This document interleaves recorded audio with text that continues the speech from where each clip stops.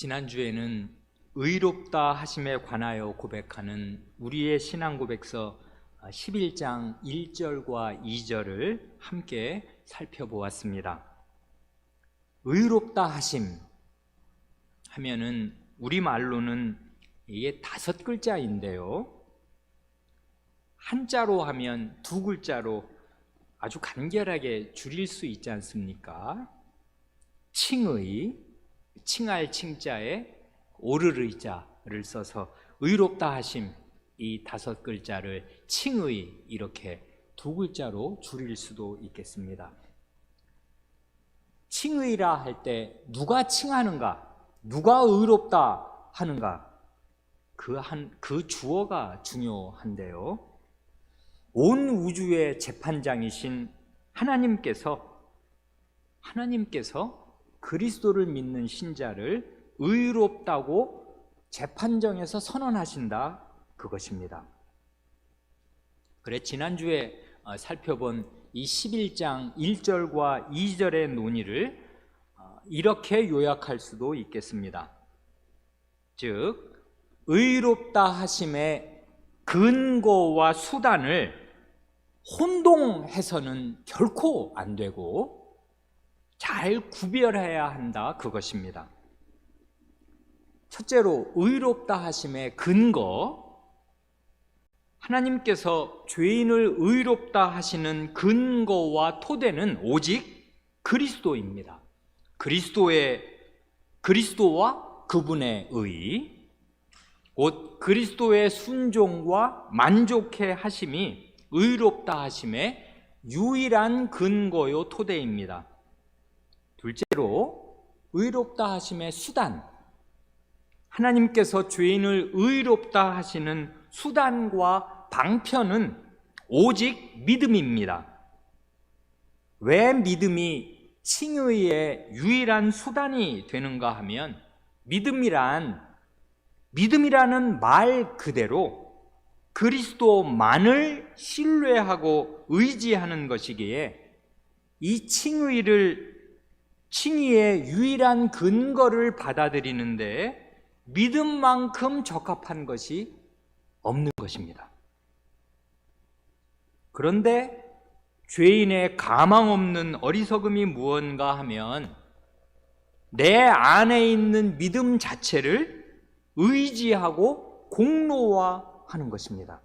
마치 내 안에 있는 믿음이 의롭다 하심의 근거라도 될 수 있는 것처럼. 그래, 의롭다 하심의 그 방편, 수단과 근거를 혼동하면 그건 큰일입니다. 그러면 그에게는 의롭다 하심의 근거가 무너지는 거라고요. 그게 바로 아르미누스 주의자들이 갔던 길이었습니다. 그런 점을 주의하지 않으면 안 됩니다. 오직 믿음으로 의롭다 하심을 받는데 그 오직 믿음의 그 믿음을 의롭다 하심의 근거로 착각하거나 거기에 가중치를 두어서 그것을 자신의 공로화하면 안 된다, 그 말입니다. 오늘은 11장 3절과 4절을 함께 생각하겠습니다. 먼저 11장 3절을 함께 고백하겠습니다. 그리스도께서는 그분의 순종하심과 죽으심으로써 이와 같이 의롭다 하심을 받는 모든 사람의 빚을 다 갚으셨고 그들을 대신하여서 성부의 공의를 정당하게 참으로 충분히 만족시키셨습니다. 그렇지만 성부께서 그리스도를 그들을 위하여 내어주셨고 그분의 순종과 만족해 하심을 그들 대신으로 받으셨고 이것들을 그들 안에 있는 무엇 때문이 아니라 값없이 행하신 것이므로 그들을 의롭다 하심은 오직 값없이 주시는 은혜입니다. 이로써 하나님의 엄정한 공의와 풍성한 은혜가 모두 죄인을 의롭다 하심에서 영광스럽게 드러나게 하려 하셨습니다. 방금 함께 고백하신 이 3절은 모두 세 문장이지 않습니까? 첫 문장은 성부 하나님의 공의를 말하고요, 두 번째 문장은 성부 하나님의 은혜를 말합니다. 그리고 마지막 세 번째 문장은 그 앞에 두 문장을 종합해서 하나님의 공의와 은혜가 죄인을 의롭다 하시는 일에서 빛난다, 그렇게 고백하지 않습니까? 이와 같이 3절은 죄인을 의롭다 하심에서 나타나는 하나님의 공의와 은혜를 아주 균형 있게 고백합니다. 그런데 본래는요, 공의와 사랑 하면 그 본질적인 성격이 서로 상반되는 그런 면이 있기도 하지 않습니까? 즉, 공의와 정의, 그걸 의라는 한 글자로 해도 마찬가지인데요, 공의와 정의를 아주 절대적으로 완벽하게 고수해서 모든 죄에 대한 대가를 엄정하게 끝까지 추궁해서 죄의 대가를 다 받아내기로 한다면 죄인에게 자비와 사랑을 베풀 수 있는 여지가 남아나지 않게 될 것입니다. 역으로 죄인에게 자비와 사랑을 한없이 베풀어서, 은혜를 한없이 베풀어서 죄가 있는데도 그냥 덮어주고 받아준다면은 공의와 정의는 훼손되고 말 것입니다. 그래, 이 똑같은 죄인, 이 한 죄인에게 절대적인 공의와 완전한 사랑을 동시에 적용한다는 거, 그건 마치 뜨거운 얼음이라는 말이 불가능하듯이 사람의 세계에서는 불가능한 일이고요, 한 죄인에게 공의와 은혜, 공의와 자비, 의와 사랑을 동시에 완벽하게 베푼다는 거, 이것은 본래는 풀 길이 없는 난제입니다. 그런데 하나님께서 그 불가능해 보이는 일을, 사실은 이게 불가능한 일인데 이 일을 그리스도 안에서 성취하신다, 그것입니다. 그래, 첫 문장을 이제 다시 찬찬히 보면 이렇지 않습니까? 그리스도께서는 그분의 순종하심과 죽으심으로써 이와 같이 의롭다 하심을 받는 모든 사람의 빚을 다 갚으셨고, 그들을 대신하여서 성부의 공의를 정당하게 참으로 충분히 만족시키셨습니다. 여기 보면 죄는 빚이란 말입니다. 그래서 사람이 죄를 지을 때마다 하나님의 공의가 침해를 받고 손상당하는 것입니다. 말하자면 하나님께서 죄인이 죄를 지을 때마다 손해, 회복될 길이 없는 손해를 당하십니다. 말하자면 빚이 발생하는 거라고요. 그래, 우리 주님께서도 이 죄를 빚으로 인식하신 것이 주님께서 가르치신 기도에 들어있지 않습니까? 우리가 우리에게 죄 지은 자를 사하여 준 것 같이 우리 죄를 사하여 주옵소서 할 때 그 말의 원래 뜻은 우리가 우리에게 빚진 자를 탕감해 준 것처럼 우리의 빚을 탕감하여 주옵소서 하는 것이지 않습니까? 죄는 빚이란 말입니다. 뿐만 아니라 죄를 지으면 빚이 발생하는 것뿐만 아니라 하나님께서 왕으로서 그 백성에게 무엇을 하라고 명령하셨는데 그 백성 가운데 아무도 그 명령을 따르지 않고 순종하지 않는다면은 왕의 권위는 추락하고 마는 것입니다. 근데 실제로 된 일이 그렇단 말입니다. 그래, 하나님께서 이중으로 말하자면은 그 빚을 안게 되신 셈과 같습니다. 하라는 것은 그 백성이 하나도 하지 않고, 하지 말라는 것은 죄는 지어서 하나님의 공의가 대단히 손상된 것입니다. 그런데 여기 보면 그리스도께서 자신의 순종과 죽으심으로써 두 가지를 나란히 균형 있게 말하잖아요. 그리스도의 순종과 그리스도의 죽으심으로 이 빚을 다 갚으셨고, 그래 성부 하나님의 그 손상된 공의를 정당하게 참으로 충분히 100% 만족시키셨다, 그것입니다.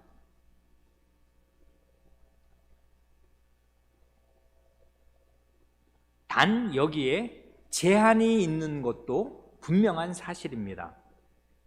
그냥 전 세계 모든 인류, 모든 죄인의 빚을 다 갚으셨다는 말이 전혀 아니고요, 의롭다 하심을 받는 모든 사람의 빚입니다. 이 의롭다 하심을 받는 사람은 그 1절부터, 그리고 사실은 그 앞부터 늘 고백한 대로 하나님께서 의롭다 하시기로 택함 받은 사람, 그리고 효력 있게 부르신 그 사람들의 모든 빚, 이것을 그리스도께서 갚으셨단 말입니다.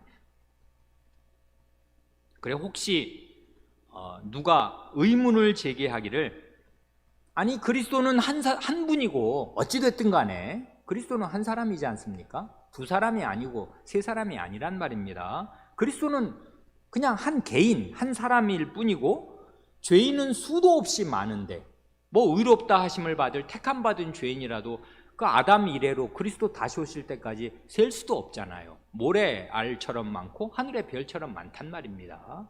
그래 죄인은 택하심 받은 죄인이라도 수없이 많은데, 그리스도는 겨우 한 분인데 어떻게 그 한 분의 순종과 죽음이 그 모든 사람의 그 빚을 다 갚을 수가 있겠는가? 1대1 등가여야지 한 사람 대신 한 사람이 죽으면 말이 된다고 할 수 있겠는데, 한 사람이 죽었는데 그게 어떻게 모든 사람의 빚을 갚으며 한 사람의 순종이 어떻게 모든 사람의 순종이 될 수 있는가? 그렇게 묻는다면 이건 진작에 다 말씀드린 것인데, 우리 어린 사람들을 위해서 다시 말한다면, 간단히 말하면 그리스도께서 하나님이신 동시에 사람이시기에 그런 것입니다. 그리스도는 한 사람이심에 틀림이 없지만 그 한 사람은 하나님이신 분으로서 사람이 되신 거라고요. 그래 그 한 사람의 죽음이 사실은 무한한 가치를 갖는 것입니다. 원래 사람, 그리고 그리스도의 그 한 분의 순종도 하나님의 무한한 공의를 다 충족시킬 만한 그런 가치를 지닌단 말입니다. 그러니까 그리스도께서 하나님이 아니시라면 한 사람의 순백색의 순결한 의인이시더라도 다른 한 사람을 위해서 대신 죽어주시면 모를까 모든 사람을 위해서 자기 피값을 지불하실 수는 없었단 말입니다. 그런데 그리스도의 피는 성경이 역설적으로 말하는 대로 하나님의 피라고요. 하나님의 피입니다. 하나님의 아드님의 피라고요. 그래 그 가치가 무한해서 택하신 모든 백성의 죄를 갚고도 남음이 있습니다. 영원하신 분이기 때문에 그래요. 그리스도는 본래 영원하신 분으로서 그 죽음을 맛보셨기에 그분이 치른 그 피값, 죽음의 값이라는 거, 그리고 그분이 행하신 그 의의 그 공효라는 것이 영원하고 영원을 커버하고 영원을 뒤덮고, 그리고 그 세계에 속한 택하신 모든 백성의 죄의 값을 능히 치르고도 남습니다. 이것을 성경이 보증하고 하나님 자신이 입증한다고요. 그래 그 다음 이제 문장을 보면 더 분명한데 이런 것입니다. 두 번째 문장은 이렇지 않습니까? 그렇지만 성부께서 그리스도를 그들을 위하여 내어주셨고 그분의 순종과 만족해 하심을 그들 대신으로 받으셨고, 이것들을 그들 안에 있는 무엇 때문이 아니라 값없이 행하신 것이므로 그들을 의롭다 하심은 오직 값없이 주시는 은혜입니다.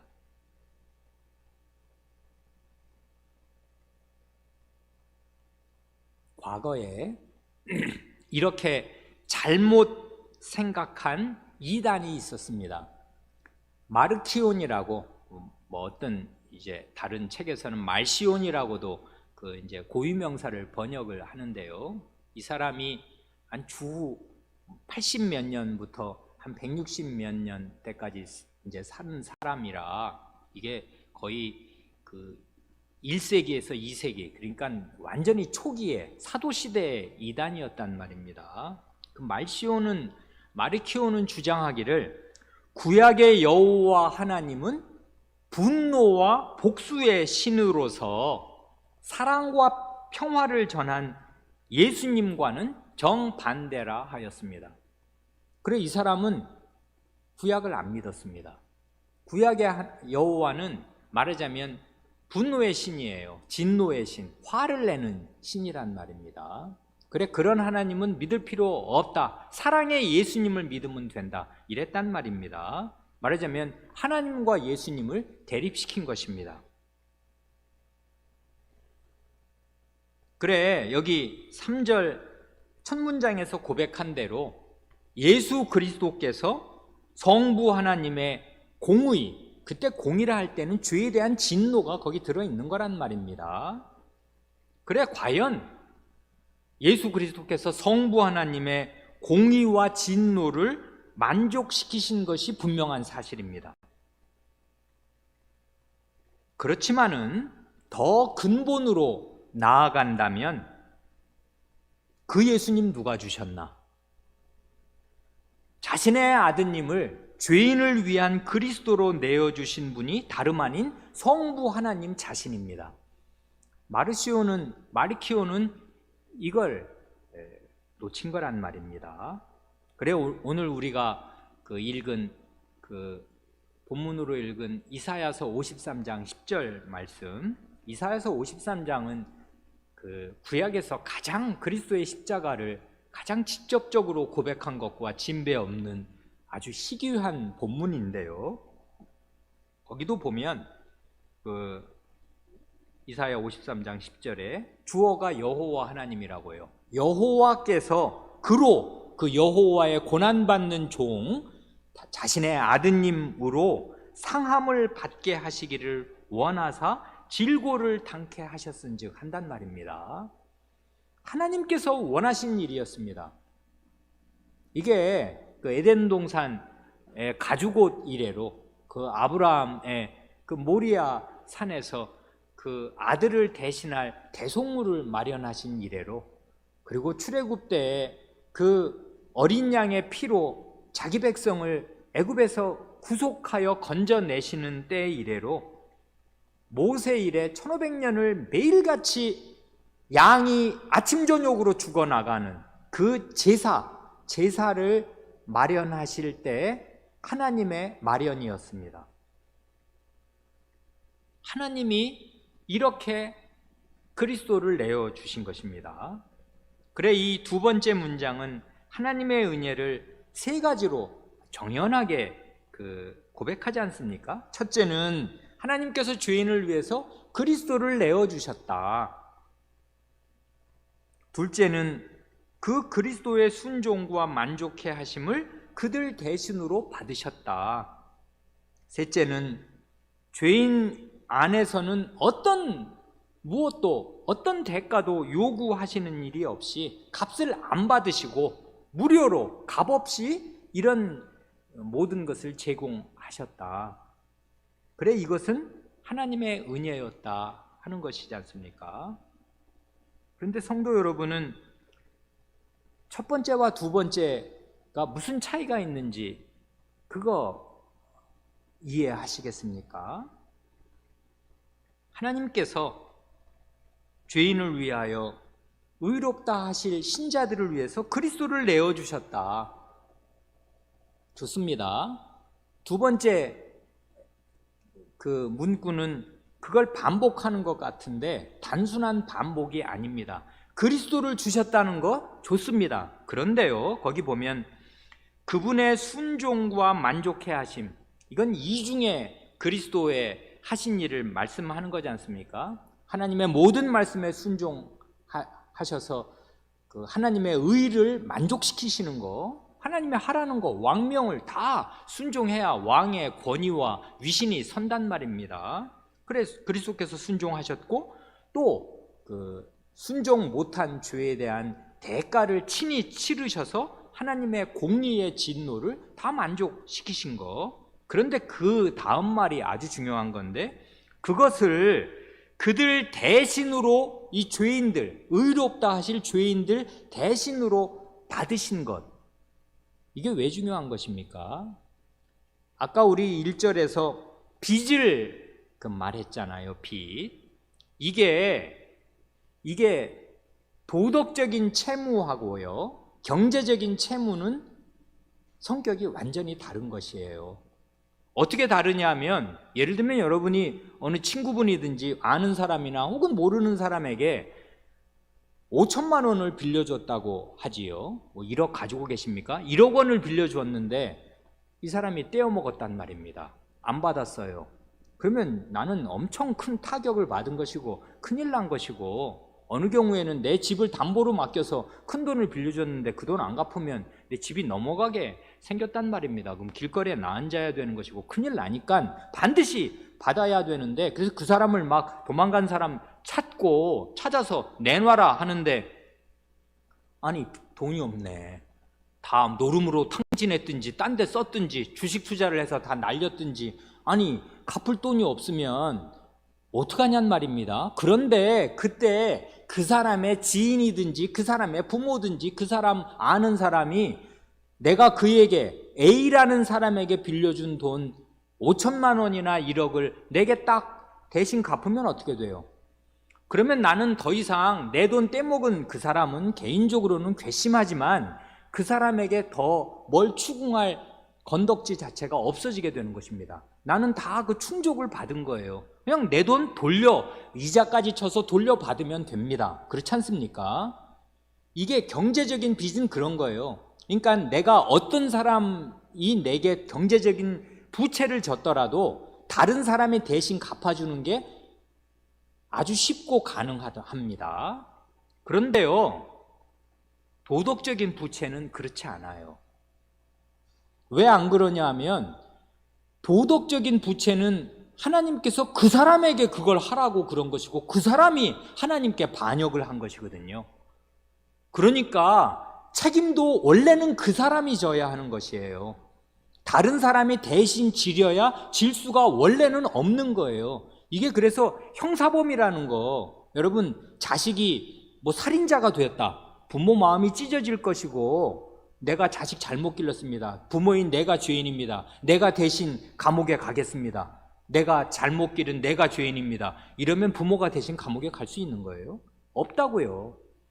인간 법정에서 이 형사범, 도덕적인 죄에 대해서 다른 사람이 대신 벌을 받는 경우는 없어요.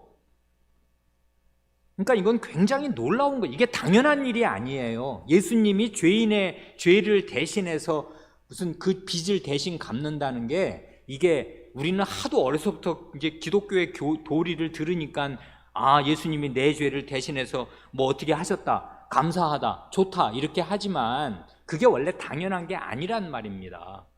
죄인은 자기가 그 대가를 치르든지 자기가 그 대가를 받아야 되는 거예요. 이게 하나님께 죄는 도덕적인 거거든요. 이게 단순히 돈 떼먹은 게 아니란 말입니다. 하나님이 그냥 그 돈을 누구한테 받으면 그것으로 하나님의 모든 것이 충족되는 게 아니라고요.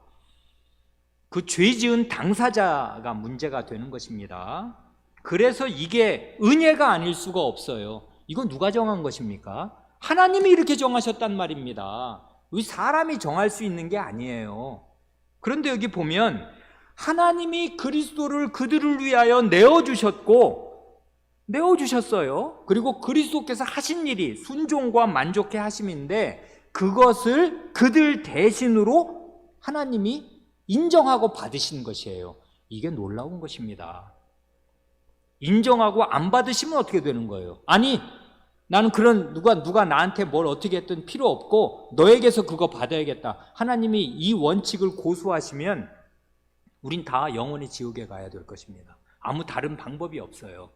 그런데 이 원칙 누가 내셨냔 말입니다. 하나님이 그렇게 하신 거예요. 하나님이.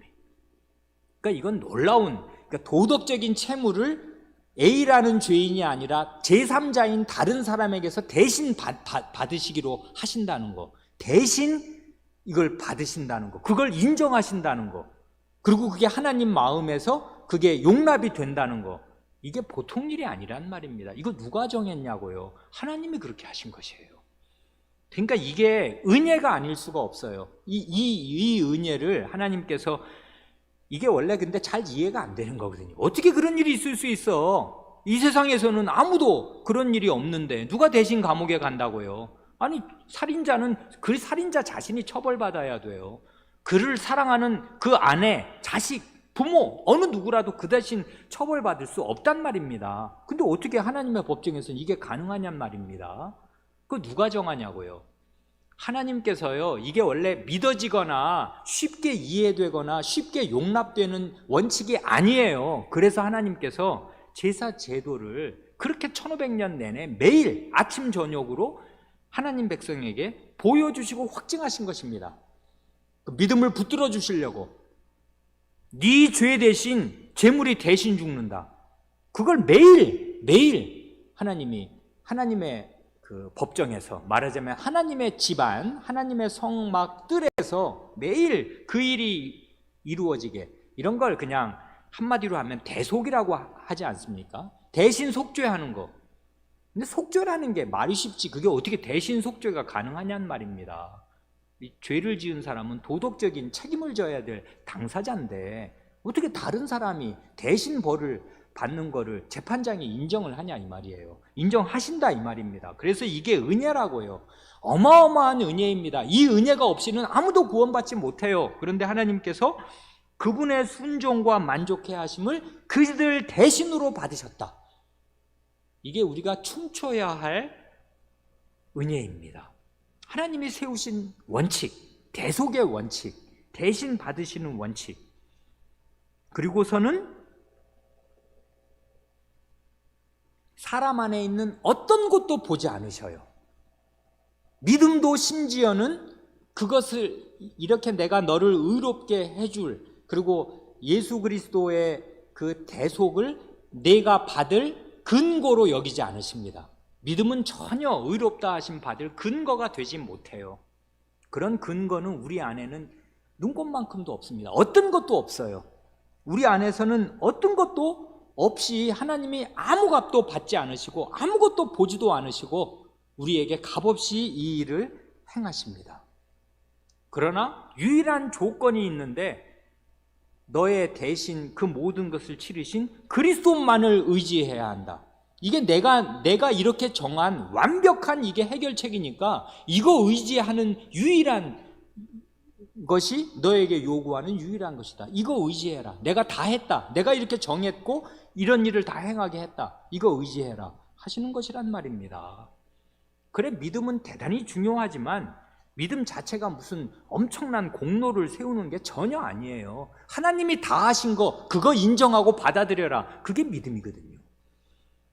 그래, 여기 보면 첫 번째 문장은 하나님의 의가 충족되었다. 이걸 하나님 자신이 인정하실 만큼으로 충분하게 완전하게 참으로 충족되었다. 하나님의 공의에 충족이 되신 거, 그걸 말하는데 두 번째 문장은 구구절절 세 가지로 나누어서 이게 하나님의 은혜였다. 그래, 하나님의 공의와 은혜가 만족되었다 하는 걸 말하지 않습니까? 세 번째 문장은 그걸 이제 종합해서 이렇게 한 문장으로, 이건 너무나 아름다운데요.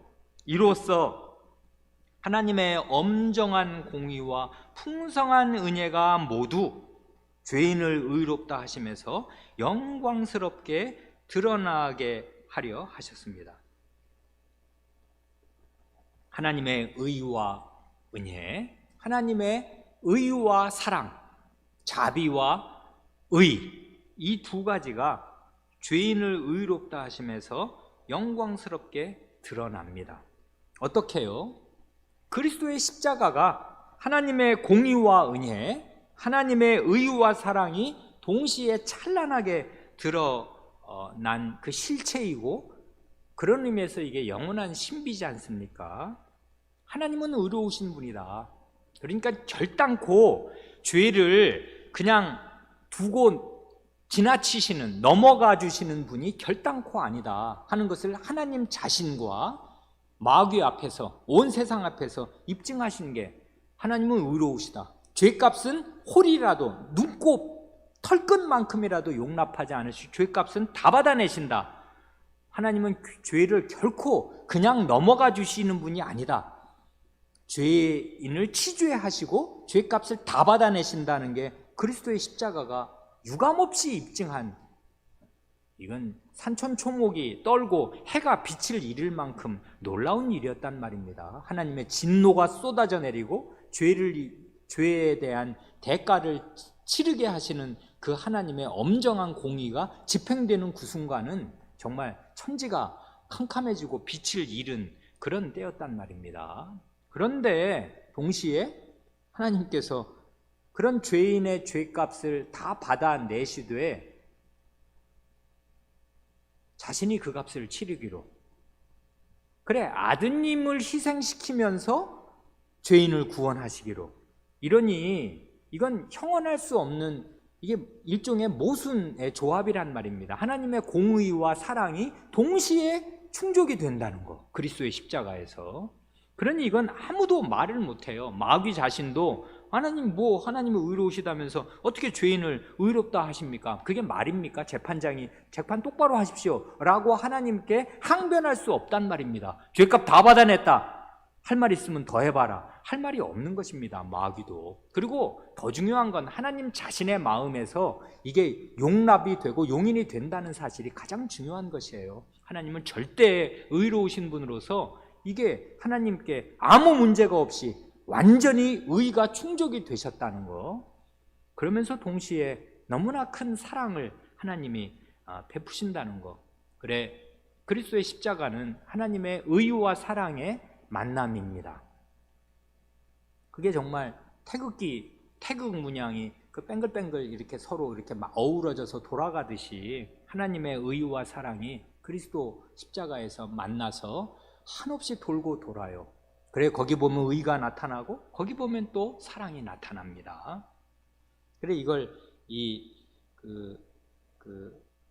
죄인을 의롭다 하심이 이게 중요한 거지만, 이게 대한 오해가 있으니까 1절과 2절에서 그 오해를 불식시키느라고 애를 쓰지만, 결정적으로 중요한 것은 죄인을 의롭다 하심에서 드러나는 하나님의 공의와 은혜란 말입니다. 하나님 자신이 언제든지 중요해요. 그래서 하나님은 죄인을 의롭다 하실 때 자신의 의로우심을 나타내셔요. 이게 로마서 3장의 중요한 논의잖아요. 죄인을 의롭다 하실 때 자기 자신이 의로우신 분임을 하나님이 유감없이 천명하시며 동시에 자신이 얼마나 의로우신 분인가를 유감없이 드러내신단 말입니다. 그래, 이게 그리스도의 십자가는 하나님의 신비이며 하나님의 지혜입니다. 하나님 자신의 어떠하심을 가장 놀라운 방식으로 드러내셔요. 4절을 함께 이제 고백하겠습니다. 11장 4절. 영원부터 하나님께서는, 시작, 영원부터 하나님께서는 택하신 사람들을 모두 의롭다 하기로 작정하셨고, 때가 찼을 때 그리스도께서는 그들의 죄를 위하여 죽으시고 그들의 의롭다 하심을 위하여서 살아나셨습니다. 그럴지라도 그들의 때가 되어 성신께서 실제로 그리스도를 그들에게 적용시킬 때에야 비로소 그들은 의롭다 하심을 받습니다. 이 방금 고백하신 4절에서는요, 죄인을 의롭다 하시기 위해서 성부, 성자, 성신, 삼위 하나님께서 각각 어떤 일을 행하시는가를 고백하지 않습니까? 이런 걸 보면 죄인을 의롭다 하시는 일은 결코 간단하고 단순한 일이 아니고요, 이게 구원하시고 영생을 주시고 하나님 나라를 주시고 이 모든 것이랑 완전히 동의어란 말입니다. 그래 이 일은 성삼위 하나님께서 총력을 기울이시고 기울이지 않으시면 안 될 아주 중대한 일입니다. 성부 하나님께서 하신 일이 뭔가 하면 작정입니다. 그러니까 이게 이제 이걸 잘 생각하셔야 하는데요. 죄인을 의롭다 하시는 일은 세 가지 차원이 있다고요.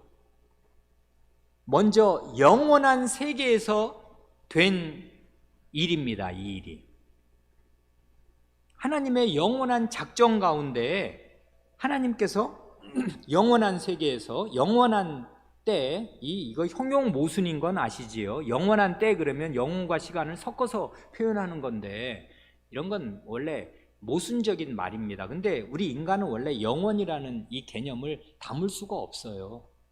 그래 이건 이렇게밖에 표현 못합니다. 뭐 영원 전에 뭐 이렇게, 그러니까 할 수 없어서 만세 전에 뭐 그렇게 얘기하는 것인데, 뭐 만세 전이면 그게 영원입니까? 영원은 시간이 없는 세계라고요. 시간이 사라진 세계, 하나님의 세계, 그것입니다. 영원, 어쨌든 근데 우리는 영원 하면 이제 어쨌든 창세 이전 그때 어느 때를 생각할 수밖에 없으니까 우리는 3차원에 속해 있어서 결국 시간의 연장으로 영혼을 이해하려야 이해할 수밖에 없으니까 이렇게밖에 표현 못해요. 어쨌든 영원한 때에 영원한 세계에서 성부 하나님께서 의롭다 하시기로, 어떤 죄인들을 의롭다 하시기로 결정하셨습니다. 그러니까 이 죄인을 의롭다 하시면은 영원한 차원이 있는 거예요. 이건 틀림없습니다. 영원한 선택이 있고 영원한 차원이 있어요. 그리고 이게 세상이 시작되기도 전에 가지는 차원이 있는 것입니다. 세상 시작되기 전에, 창세되기도 전에, 내가 태어나는 건 물론이고 이 세상이 처음 지어지기도 전에 이 일이 결정되었습니다. 그 일이 있었습니다. 하나님의 마음 안에 이런 죄인을 의롭다, 어떤 죄인, 일부 죄인을 의롭게 해야겠다는 작정이 하나님 마음 안에 뚜렷이 서 있었단 말입니다. 이건 대단히 중요한 것입니다. 둘째 차원은 이것입니다. 그 영원한 하나님의 작정이, 여기 보면 때가 찼을 때 두 번의 때가 앞으로 더 나올 것인데요, 때가 찼을 때, 그러니까 이 역사의 시간 어느 시점에 그건 때가 찬 것입니다. 찼다는 게 뭐예요? 수위가 올라가는 거지 않습니까? 이게 요즘에 오늘 비 왔습니까? 항아리, 옛날 같으면 시골집에 항아리가 있으면 빗물이 거기 이렇게 차곡차곡 항아리 위에, 요즘에도 어디 물 안 나오는 무인도 섬에 사는 분들은 물 받아서 쓰는 거 제가 본 적이 있는데요, TV에서. 아직도 빗물을 받아서 사는 섬 주민들도 있어요, 우리나라에. 그러면 이제 항아리에 빗물이 이렇게 차오르잖아요. 가득 찼어요, 아구까지. 더 내리면 어떻게 돼요? 쏟아져 이제 그다음부터 내리는 거지 않습니까? 바로 그러는 걸 지금 말하는 거예요. 때가 찼다는 거는 차곡차곡 때가 차오르다가 하나님의 만수 위에 이르러서 하나님이 정하신 그 때가 딱 찼습니다. 역사의 마지막 시기에 이른 것입니다. 그래, 그때 뭘 하셨냐면 그리스도께서 그들, 이건 의롭다 하실 하나님이 정하신 택하신 사람들, 그들의 죄를 위하여 죽으시고 그들의 의롭다 하심을 위하여 살아나셨습니다. 이건 뭘 말해요? 두 가지를 말씀드리고 싶은데, 하나는 이게 오늘 우리로 볼 때는 이 두 번째 차원은 성자께서 하신 일은 2000년 전의 과거란 말입니다. 그러니까 칭의, 의롭다 하심의 차원을 생각할 때 영원한 차원이 있는 것이고, 이건 불변하고 이건 확정된 것입니다. 영원한 세계에서. 그리고 우리가 겨우 이렇게 생각한다면 창세 이전에 이건 정해졌어요. 불변입니다. 그러니까 이런 차원이 하나 분명히 있고, 그건 성부 하나님의 차원입니다. 그런데 성자 하나님의 차원으로 말하자면 2000년 전에 이에 관한 아주 근본적인 죄인을 의롭다 하시기 위한 근본적인 토대가 놓였다, 그것입니다. 지금 이건 과거형이죠. 그러니까 과거 2000년 전에 그리스도께서 하나님의 때가 역사 안에서 가득 찼을 때 그리스도께서 죄인을 위하여 죽으시고 그들의 의롭다 하심을 위하여 살아나셨습니다. 그러니까 성자 하나님께서 그리스도가 되셔서 하신 일은 이 역사 안으로 들어오셔서 하나님이 정하신 그때에 죄인을 위하여 죽으시고 죄인을 위하여 부활하신 그 일입니다. 근데 이게 성경 말씀을 따라 고백한 이건 줄 아시지요? 그들의 죄를 위하여 죽으시고 그들의 의롭다 하심을 위하여 살아나셨습니다. 이게 우리의 신앙 고백은 아주 이 성경의 복창인데요. 이거는 거기 가지고 계신 교재 각주 13번의 세 번째 마지막 증거 선구 로마서 4장 25절을 복창하는 거지 않습니까? 예수는 우리 범죄함을 위하여 내어줌이 되고 또한 우리를 의롭다 하심을 위하여 살아나셨느니라. 아멘. 여기 보면 우리 죄 때문에 내어주셨다. 이건 십자가에 달리신 걸 말하는 거고, 우리를 의롭다 하심을 위하여 살아나셨다. 이건 그리스도의 부활을 말하는 건데요. 그리스도의 십자가, 죽으심, 고난받으심과 부활은 하나입니다. 묶여 있다고요. 이 두 개를 분리하면 결코 안 돼요. 그래, 이렇게도 가능한데 죄 때문에 죽으시고 의롭다 하심 때문에 살아나셨다.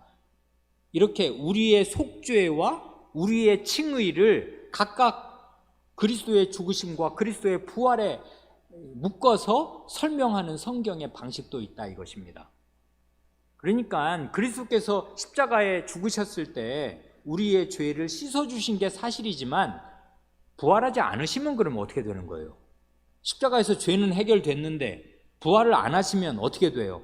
이렇게 됩니다. 고린도 전서 15장 17절에 바울 사도가 그리스도의 부활을 논증하면서 이렇게도 말하지 않습니까? 그리스도께서 다시 사신 것이 없으면 너희의 믿음도 헛되고 너희가 여전히 죄 가운데 있을 것이요. 그런단 말입니다.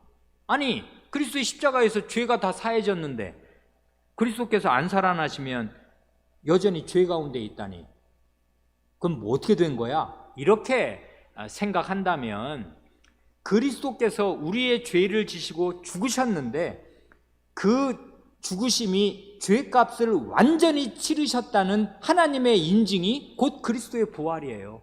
만약에 그리스도께서 죽기만 하고 부활을 안 하셨다면은 우리의 죄가 그리스도의 죽음으로 해결됐는지 안 해결됐는지 확인할 방법이 없는 것입니다. 무슨 수로 확인을 해요? 여전히 지옥에서 지금 죄값을 치르고 있는지 아무도 모른단 말입니다. 그리스도께서 우리 죄를 대신 지고 죽으셨는데 내 죄가 너무나 지독하고 너무나 해결하기 어려운 나머지 여전히 2000년 동안 내내 죄값을 치르는 중이네. 이러면 그리스도는 부활하지 못할 것입니다. 그래, 그리스도의 부활이 우리의 칭의라고요. 우리의 의롭다 하심의 확증이에요. 네 죄는 완전히 해결되었다, 너는 의롭다 하실 확증이고 토대요 근거입니다. 그래, 바울 사도는 이렇게도 놀랍게 말하지 않습니까? 우리의 죄를 위해서 죽으셨고 죄 때문에 죽으셨고 의롭다 하심 때문에 살아나셨다. 그래, 그리스도의 부활이 우리가 주일이고 그리스도의 부활을 기리는 날인데, 주일을 맞을 때 성도의 가장 기본적인 정서는 기쁨이 되어야 마땅해요. 우리의 의롭다 하심을 위하여 그리스도께서 살아나셨고 주일은 그리스도의 부활을 기리는 날이거든요. 우리의 의롭다 하심을 확증하신 날이고 그걸 계속 우리는 기념하고 기리고 찬송합니다. 주일마다 부활하신 날이니까 주일은. 그래, 이제 여기 이거 살아나신 거 여기서 지금 말하는 거지 않습니까? 11장 4절에 와서. 그러니까 그리스도의 그 만족해 하심은 속죄의 죽으심을 말하겠는데 그거와 결부해서 그리스도의 부활을 우리의 의롭다 하심과 관련해서 꼭 붙들지 않을 수 없어요. 우리의 의롭다 하심을 위하여 부활하셨기 때문에 그렇습니다. 여기까지는 대개 모든 신자들이 인정하고 받아들이고 아는 것입니다. 그런데요, 아주 중요한 세 번째 차원이 있습니다. 굳이 이름 붙이자면 성신 하나님의 차원이에요. 이제까지는 성부 하나님의 차원, 영원한 작정, 성자 예수 그리스도의 시간 속에서, 역사 속에서의 대속의 죽으심과 칭의의 부활, 이거를 그리스도의 차원을 과거의 일로 말했다면, 성신 하나님께서 하시는 일은 성부께서 택하신 죄인들에게 실제로 그리스도를 적용시켜 주시는 바로 그 일입니다.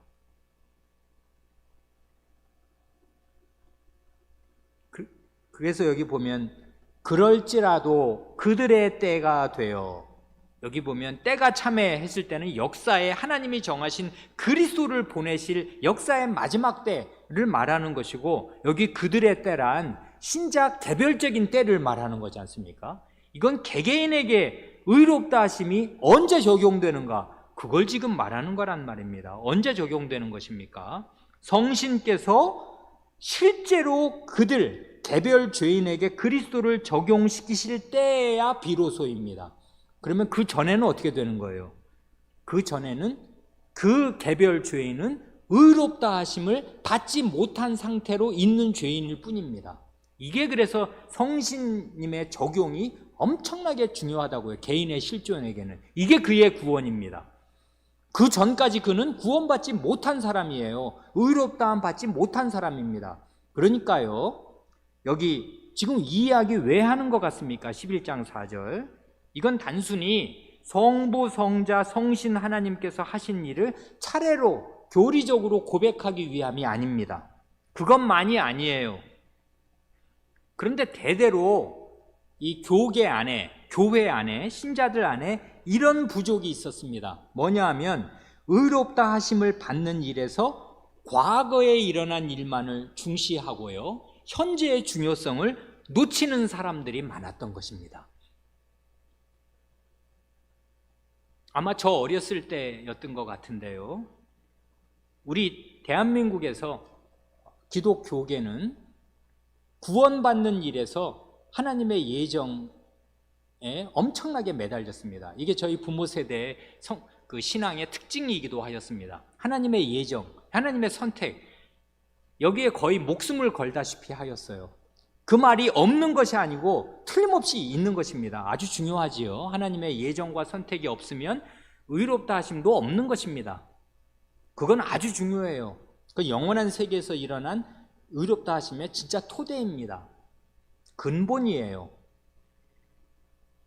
그런데 거기서 멈추는 것입니다. 한 발 더 나아간 더 좋은 교인들도 있습니다. 뭐냐 하면 그리스도의 십자가와 부활을 믿고 의지하는 거예요. 아주 좋은 거죠. 반드시 그래야죠. 그리스도의 십자가와 부활이 없이 의롭다 하심은 없는 것이란 말입니다. 문제는 그게 2000년 전에 일어난 일이었다, 그것입니다. 그러니까 신자가 구원받는다 할 때 치우치면 어떻게 되냐면 모든 것이 과거의 일이 되어요. 하나님께서 영원 전에 나를 하나님의 자식으로 택하셨대. 아멘, 믿어, 좋아. 그 다음 그리스도께서 나를 위해서 시간을 말하면 좀 그렇지만 2000년 전에 죽으시고 부활하셨어. 아멘, 믿어. 이렇게 되면 나는 구원받는다, 이렇게 생각하는 것입니다. 그게 틀린 말이 아닌데요, 그렇게 되면 어떻게 되냐면 성신께서 그리스도를 그에게 적용시켜주는 자신의 현재를 간과하게 돼요. 약화시키게 돼요. 그러면 어떻게 되냐면 믿음이 힘이 없어집니다. 이게 여기서 한 발만 잘못하면 어느 목사님이 말씀하신 역사신앙이 됩니다. Historical faith, 과거에 일어난 역사적인 사실을 그냥 그대로 받아들이는 것을 마치 구원받는 믿음이라고 착각하는 거. 예를 들면 세종대왕이 한글을 집현전 학자들과 함께 개발해서 반포했다, 이건 사실이지 않습니까? 그걸 알지 않습니까? 그것처럼 마치 역사책에 있는 그리스도의 십자가와 부활을 그냥 인지하고 사실로 받아들이면 그것으로 모든 것이 다 되는 것처럼 생각하는 것입니다. 2000년 전에 모든 일이 다 끝났고, 중요한 일은 다 끝났고, 나는 그냥 그 2000년 전에 일어난 일을 그냥 듣고 이해하고 받아들이면 모든 게 끝나는 거예요. 안 그렇습니다. 뭐가 안 그렇냐면 성신 하나님께서 오늘 내게 내 마음을 여시고 그리스도를 적용시켜 주시기 전까지는 2000년 전에 죽으신 그리스도의 부활, 죽으심과 부활이 나와는 관계가 없는 거예요. 그리스도께서 2000년 전에 죽으시고 부활하신 게 틀림없는 역사적인 사실이지만 그 역사적인 사실이 일어났다고 하여서 그 구원이 내게 적용되는 건 아니다 그 말입니다. 언제 적용됩니까? 그들의 때가 돼요. 나의 때란 어느 때냐면 성신께서 내 마음을 여셔서 그리스도를 믿고 의지하게 하여 주시는 그때 전까지는 그리스도의 구원, 그리스도의 하신 일이 나와는 아무 상관도 없는 것입니다. 그래 이 현재가 개인에게는 사실상 전부와 같아요. 이걸 놓치면 안 된단 말입니다. 그러니까 믿음은 과거에 일어난 일에 대한 막연한 그 회고가 아니에요. 성신, 살아계신 하나님의 신, 그리스도의 신이신 성신께서 오늘 내 마음을 여시고 내 마음을 움직이셔서 그리스도를 믿고 의지하게 하여 주시는 여기에 나의 의롭다 하심이 있습니다. 나를 의롭다 하시는 하나님의 선언은 그날 내게 적용되는 것이에요. 이게 이 현재성, 의롭다 하심의 세 가지 차원 중에 성신 하나님의 적용, 이게 개인에게는 사실상 전부라고 할 수 있습니다. 물론 그 전에 성부 하나님의 작정, 성자 예수 그리스도의 든든한 토대가 놓였습니다마는 그걸 성신께서 내게 적용시켜 주시지 않으면 나하고는 아무 상관도 없는 일이 된다고요. 이건 뭘 뜻하는 것입니까? 성신을 의지해서 이 복음을 믿어야 하는 개인의 책임을 또한 여기에 담아서 말하는 거예요. 이걸 약화시키는 사람들이 많았거든요. 그러니까 이게 어떤 사람들이 그렇게 생각했단 말입니다. 그리스도께서는 2000년 전에 모든 사람을 위해서 다 죽으시고 모든 일은 그때 다 끝났어. 단지 난 그걸 들었어. 어렸을 때 교회 다녔잖아. 들어서 알아. 그러면 된 거지 뭐. 이미 그리스도께서 모든 일을 다 이루어 놓으셨는데 내가 할 일이 뭐야? 아무것도 없는 거지. 그냥 심드렁하게 교회 왔다리 갔다리 하다가 어려운 일 있으면 교회 안 나오기도 하고 그렇게 해도 자기의 구원은 안전할 거라고 착각하는 것입니다. 왜 그러냐면 그리스도께서 이미 2000년 전에 모든 중요한 일은 다 이루어 놓으셨으니까 내 토대는 완전히 놓였다고 생각하는 거예요. 놓였습니다. 완전하게. 그런데 여기 중요하게 하는 말이 그럴지라도 그런 거 있지 않습니까? 성신께서 실제로 그리스도를 내게 적용시켜 주실 때라야 그때 비로소 그들은 의롭다 하심을 받는단 말입니다. 그러니까 성신의 이 적용이 사활적으로 내게 중요한 것이에요. 성신을 의지하고 살아야 합니다. 오늘 현재. 그래야 하나님의 영원한 작정과 그리스도께서 2000년 전에 행하신 그 든든한 토대가 오늘 나의 것이 된단 말입니다. 이 믿음의 현재성, 이 의롭다 하심의 현재성, 이건 결국 성신을 의지하고 살아야 할 것을 말하는 것인데요. 성신을 의지하고 살아야 그리스도의 모든 은혜와 하나님의 영원한 작정이 내게 적용된다고요. 그러기 전까지는 나는 그리스도하고는 아무 상관도 없고 작정하고 관계가 있는 사람이 아니게 된단 말입니다. 그러니까 우리의 신앙 고백서가 얼마나 균형이 있는가 한번 생각해 보세요. 이게 간단한 말 같지만 이 역사 대대로 이게 이제 그리스도 이후에 1600년을 내려오면서 갖가지 이단과 갖가지 오류들이 있어요. 그리고 치우친 생각들, 그런 것들을 바로잡으면서 바른 신앙을 고백하는 것입니다. 그래 성부, 성자, 성신을 고백할 때 우리의 신앙이 온전하여지는데 그것은 영원한 세계와 그리스도께서 이루신 과거의 확정적인 그 구속의 일과 함께 성신의 역사하심, 그리스도 안으로 나를 연합시켜 주시는 그 은혜를 의지하는 것을 동시에 담아서 고백하는 것이에요. 그래서 성부, 성자, 성신의 은혜를 함께 기억하고 의지하는 것이 우리의 구원에서 대단히 중요한 일입니다. 그래 우리의 신앙 고백서는 이런 균형, 이런 조화, 이것을 잘 견지하면서 고백하고 나타냈습니다.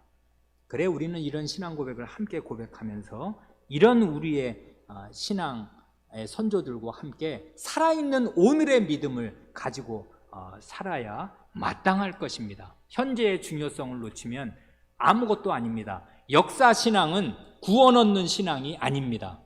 단지 과거의 일만을 머릿속에 기억하고 있는 것이 그의 구원이 되는 것이 아니라고요. 성신 하나님의 오늘의 적용이 없이는 아무도 구원받지 못할 것입니다. 함께 기도하시겠습니다.